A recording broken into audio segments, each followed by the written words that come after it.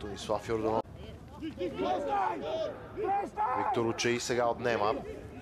Може да последва удар. Страхотно изпълнение на Виктор Очаи и феноменална намеса от Анатолий Господинов. Началото на 9-та минута ни дава най-интересния момент до сега в двубоя. Доста време и пространство, които бяха оставени за Виктор Очаи, за да може да нагласи топката на десния си крак и да отправи този снаряд посока вратата на Господинов.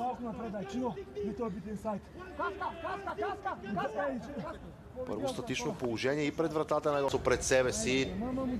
Този път много добри действия на Мартин Христов. Някои колебания. Със сигурност ни очаква много интересна втора част, защото Септември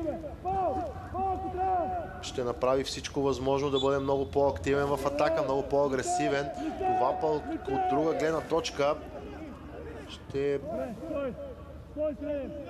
направи вероятно контратаките на Арда още по-опасни. Не чете Слав Цонев в 16-та минута. Септември обаче се опитва да пренесе игровите действия доста по-напред по терена от своята гледна точка.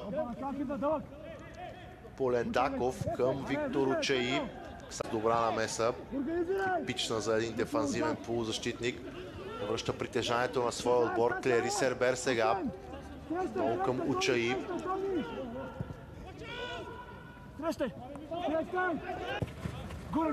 Центриране. Удар с глава и греда. Изглежда имало и намеса от Анатолий Господинов, което само по себе си би направило от огромно значение. Може би наистина Господинов докосна топката. Виктор Очаи стреля с глава. Още веднъж статична ситуация създава напрежение пред вратата на Арда. Това ли ще бъде най-силното оръжие на Септември до края на двубоя?